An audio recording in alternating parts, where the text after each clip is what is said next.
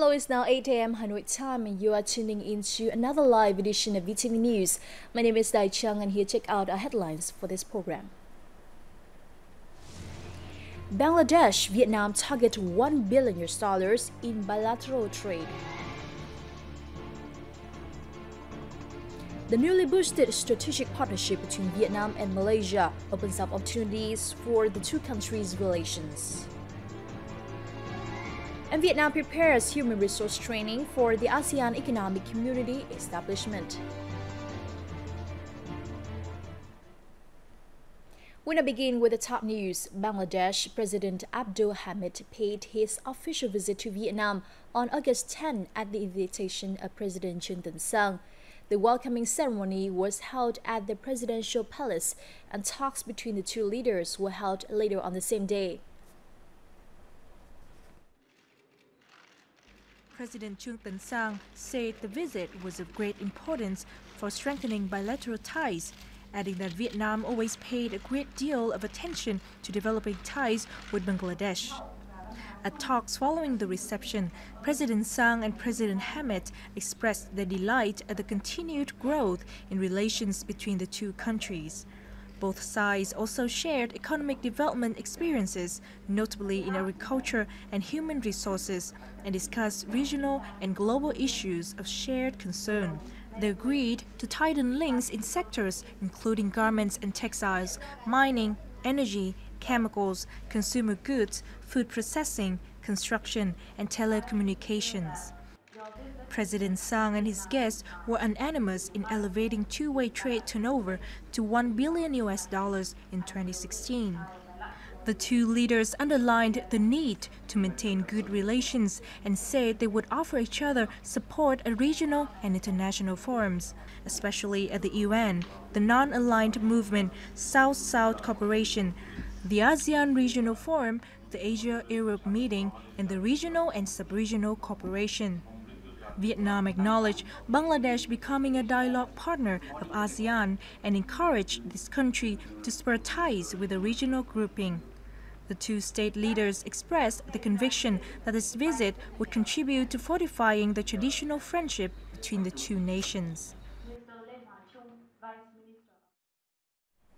The same day, President Abdul Hamid had a meeting with General Secretary Nguyễn Phú Trọng, Prime Minister Nguyễn Tấn Dũng, and National Assembly Chairman Nguyễn Sinh Hùng, and attended a banquet hosted by President Trương Tân Sang.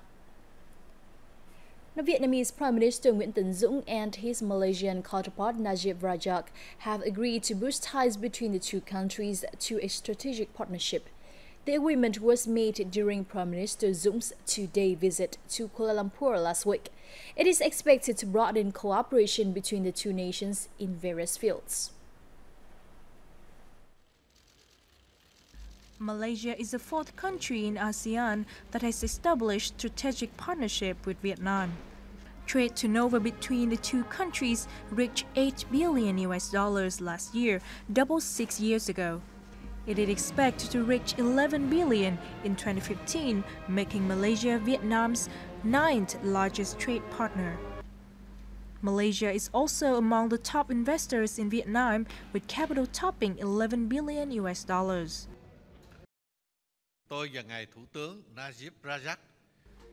Prime Minister Najib Razak and I have decided to lead relations to a strategic partnership. We believe that this move will create a new driving force to improve the effectiveness of the links between the two nations. This relation will also foster the growth within the framework of the ASEAN community.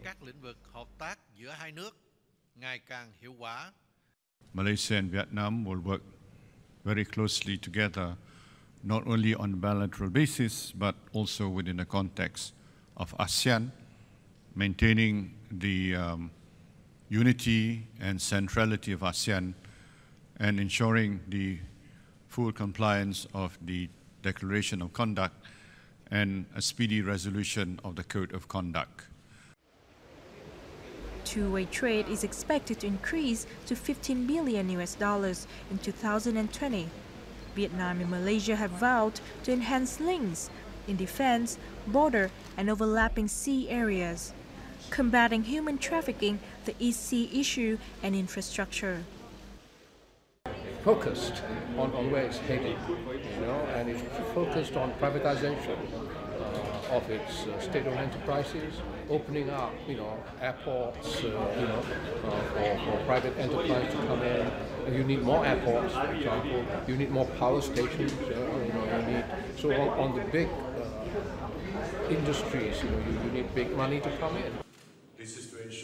According to the Ministry of Foreign Affairs, this new chapter in relations will provide greater support for the Vietnamese community in Malaysia. Specifically, Malaysia has agreed to receive more Vietnamese workers and ensure the legal rights of the 73,000 Vietnamese working in the country. The two nations are planning to sign an agreement to Vietnamese housekeepers to Malaysia after the minimum wage decided.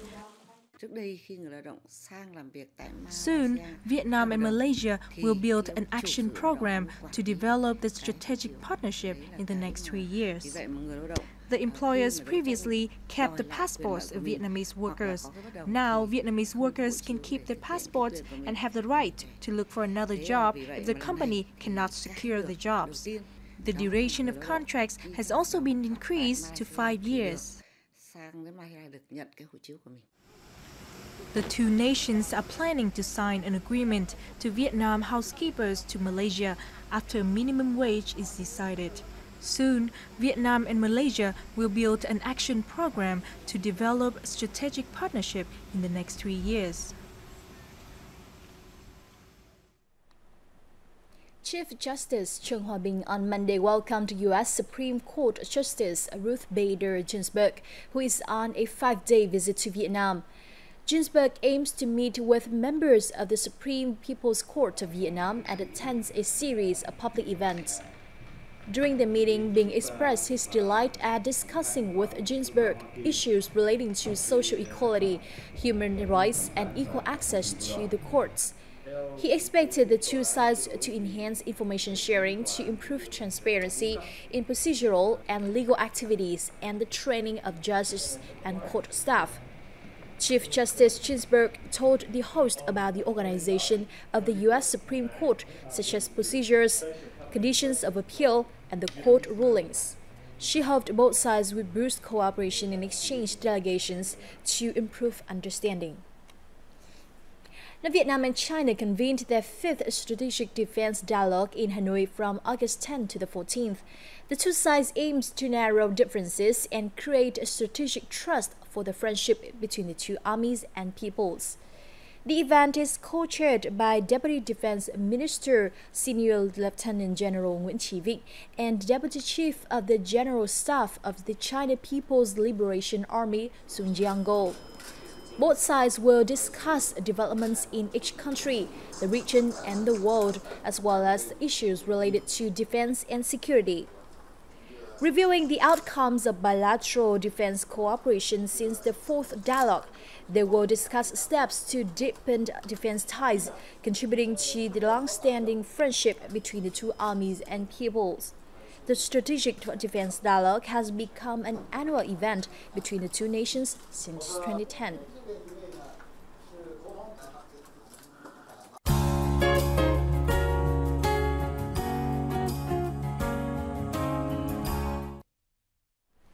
The European Union and Vietnam reached in principle agreement on August 4th on the European Union-Vietnam Free Trade Agreement or EVFTA after 14 rounds of negotiations. The agreement is particularly significant as it reduces tariffs for products from both sides.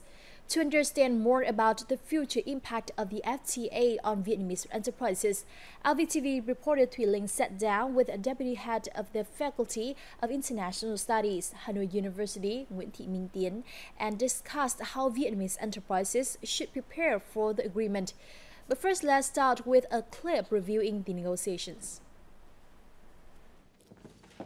Vietnamese Minister of Industry and Trade Vũ Huy Hoàng and European Commissioner Karel de Gucht officially announced the launch of free trade negotiations between Vietnam and the EU on June 26, 2012. The two sides have their own objectives in the negotiation. Vietnam wanted to expand exports of textiles, footwear, agricultural and fishery products to the EU, while European countries were looking for investment opportunities and markets for their technology and services.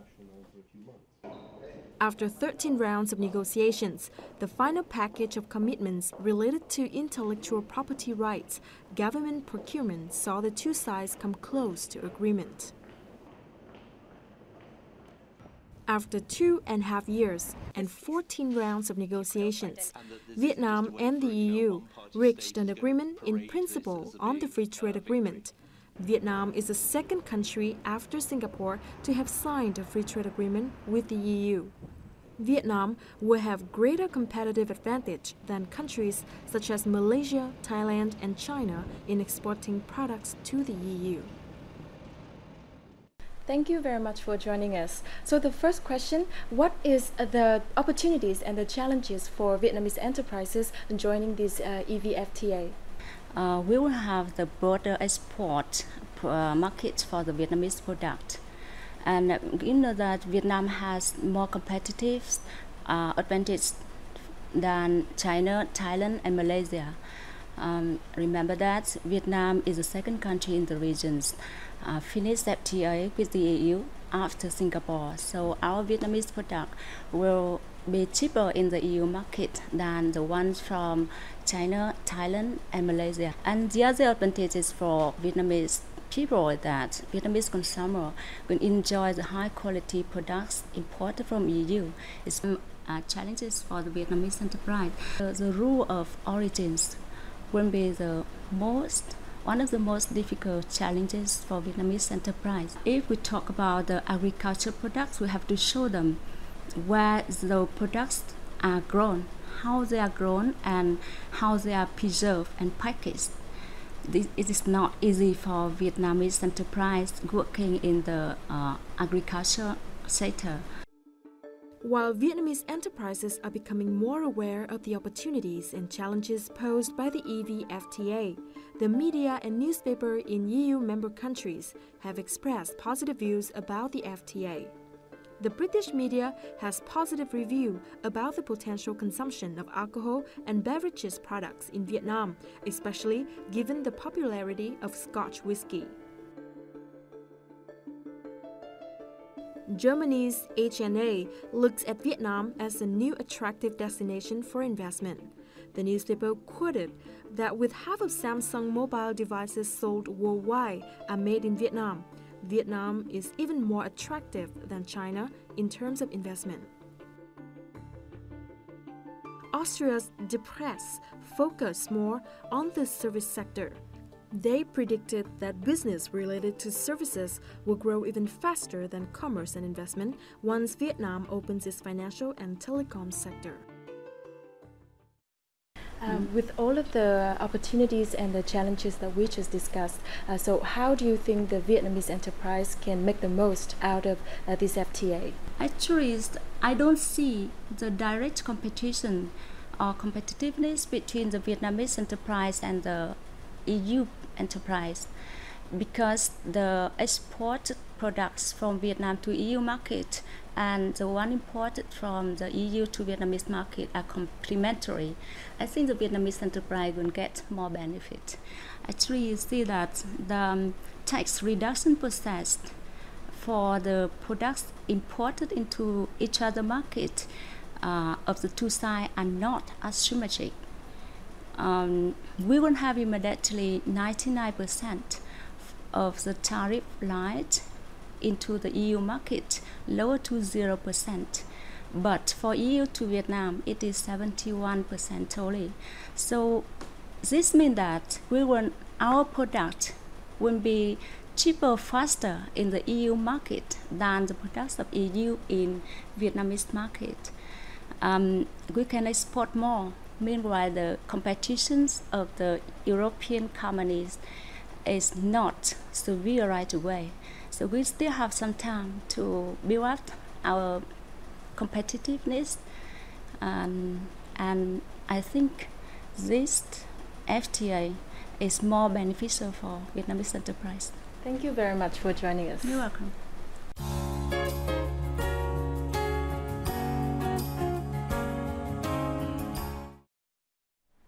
And that was our VTV reporter Thùy Linh and Deputy Head of the Faculty of International Studies, Hanoi University, Nguyễn Thị Minh Tiến, on how Vietnamese enterprises should prepare for the agreement. In other news, starting this July, Vietnam has been offering visa exemptions for nationals from 5 Western European countries, including the UK, France, Germany, Italy, and Spain, for up to 15 days. The policy has just taken effect but has already increased the number of international arrivals to Vietnam. This is the first time after 13 consecutive months of decline that the number has bounced back. For Guy Court, a tourist who planned his trip to Vietnam 6 months ago, the visa exemption is an interesting surprise. About 2 days ago, just before I travelled, one of my friends at work, I was saying I was coming to Vietnam, and he's coming in October, and he said, "Have you heard? Visa exemption. Tell me more." Onto the website. Brilliant. Excellent idea. Really, really good. I'm really pleased. This surprise is also a deciding factor for those who hadn't planned to visit Vietnam in the first place. I think it was a very, very good surprise because I wasn't sure if I was coming from to Vietnam because it was pretty expensive. It was like 70 euros to come to get the visa. But when I was free, of course, there was like no question I had to come to Vietnam. Just 1 month after the policy took effect, the number of arrivals from these 5 nations has already increased. The growth from each country is higher than average rise of 12.1%. However, according to a representative from the Vietnam National Administration of Tourism, the policy effectiveness will not be fully reflected until the end of this year. We have to wait some time for the policy to show its full benefit.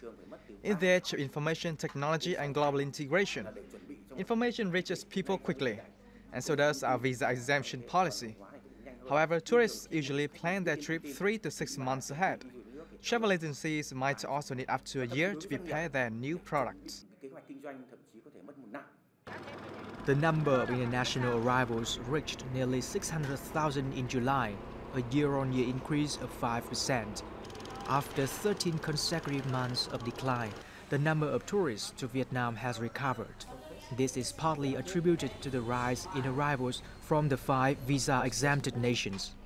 Vietnam attracted some 600,000 visitors from these nations in 2014. According to a representative of Vietnam National Administration of Tourism, with the increase in July, the target of 10 to 15% increase in number of arrivals from these 5 markets is achievable. Thanh Tùng for Vietnam Television, Hanoi. The Ministry of Finance has claimed that Vietnam's debt repayments are on schedule. Vietnam repaid almost $1 billion of debt in the first 7 months of the year. The country also disbursed about $2 billion foreign direct investment. In July, the Ministry of Finance signed 9 FDI agreements valued at over $1.1 billion. According to the ministry, no government-guaranteed projects have yet to incur any unexpected costs. As of July, only the new La Son-Luan Highway project was added to the list of projects to receive FDI. In the next part of our program, Vietnam prepares human resource training for the ASEAN Economic Community establishment.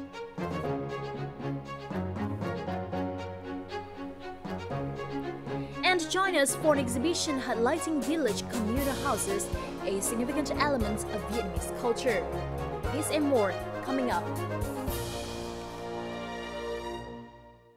Exotic Vietnam is an intriguing blend of many charms. This land is where all manner of stunning landscapes await like a visual feast, rivaled only by the beauty of its people and their abundantly rich tradition and culture. Here is where you can relive the past in richest color or live it up in the bright lights of the big city. With so much more to offer, Vietnam is simply unforgettable. You're watching VTV News Live. Now, Agent Orange dioxin victims in Vietnam have received the attention of many filmmakers, journalists, and researchers throughout the world, and they are playing a part in raising awareness of this painful legacy of war in Vietnam.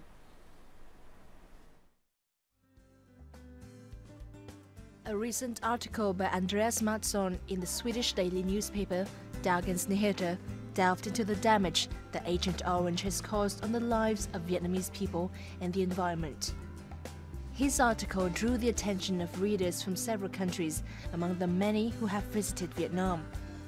Andreas is a lecturer at Lund University in Sweden, a freelance journalist and an advocate for Agent Orange victims. With the support of the Swedish Embassy in Vietnam, he recently visited the Vietnam Association of Victims of Agent Orange. I think it's very important to also remember the history and also learn from the history, because the experiences from Vietnam is also very relevant to other parts of the world where there maybe is chemical warfare going on. About the trial in US that was denied, and I do know that it's a huge challenge because of that to actually proceed with the trial. And but as I said, I really much look forward to see what this is going to bring, and at least it will bring a further and more deepened knowledge about Agent Orange. We received hundreds of foreign visitors wanting to learn more about Agent Orange and its impact in Vietnam. They also visit Agent Orange victims' care centers in Vietnam. From their activities, we understand that people all over the world are against the use of this deadly chemical. We also met many foreign reporters and filmmakers who make documentaries about Agent Orange in Vietnam.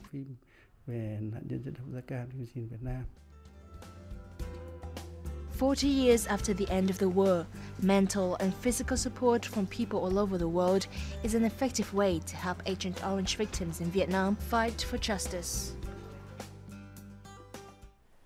In other news, despite graduate employment opportunities seeming to become increasingly scarce, many parents and students in Vietnam still prefer universities to vocational schools or colleges of applied science. And problems related to human resource training have become an increasing burden as Vietnam prepares to join the ASEAN economic community and embraces greater international integration. The next report has more details. Quang Phong won the first prize at the ASEAN Skills Competition last October in Hanoi. Phong is now preparing to participate in the 43rd World Skills Competition in the Brazilian city of Sao Paulo. According to Phong, the quality of vocational training in Vietnam is quite high, but students and parents have not changed their mindsets about domestic university and vocational school. Vietnamese parents aren't happy if their children choose vocational school to study. I think vocational training is very helpful for students to acquire skills and knowledge to find a job at the moment. Vocational training is also suitable to regional integration. We hope through regional and upcoming global skill competitions, Vietnamese competitiveness will improve.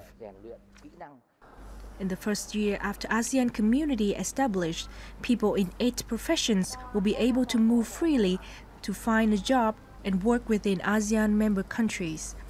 The professions include accountancy, engineering, dentistry, medicine, mechanics, nursing, and tourism. According to a human resource company, specialist skills are crucial for people to remain employable in the integration era. Outsourcing is a global integration trend. Each country will specialize in a certain field that they are good at. Therefore, workers are required to be really skillful. Due to unequal development in ASEAN member countries, skilled workers in the region tend to seek jobs in Singapore, Malaysia, and Thailand. This situation poses a challenge for Vietnam to prepare its labor force in advance of regional integration. The communal house is a significant element of Vietnamese culture. The place serves as a gathering point for worship throughout the country. The communal house is also the focus of an exhibition that kicked off on Saturday in Hanoi. Let's find out more.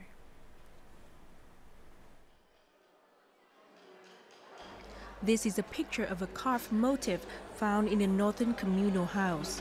Dating back 3 centuries, the objects reflect the lives of Vietnamese people at that time, as well as skillfulness of the artisan.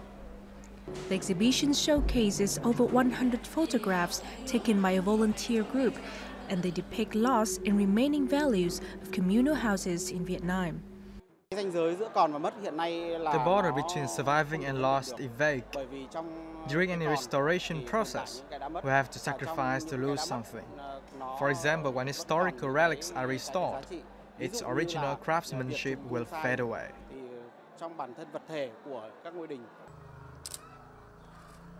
The organizing group includes 4,000 members. They are all keen on researching heritage. Going beyond an online interest club, the group members are also enthusiastic about practical preservation activities.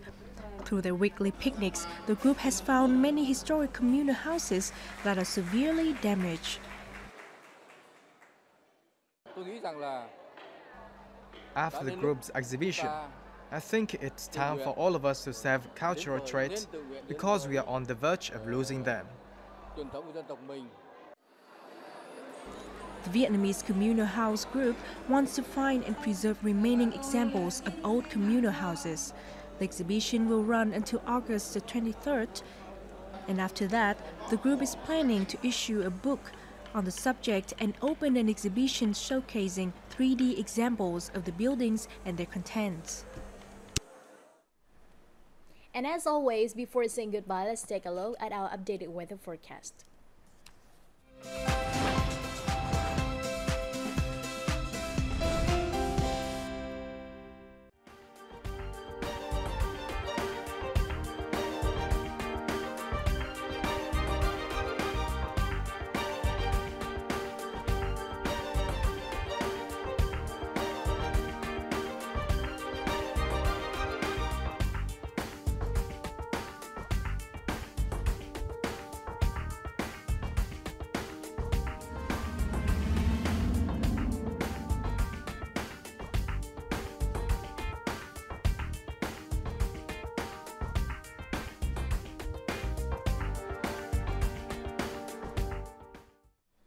And that's it for the newscast. Remember that our videos and programs are available at vtv4.vn or youtube.com/vtv4yo. Once again, thank you for joining us and goodbye for now.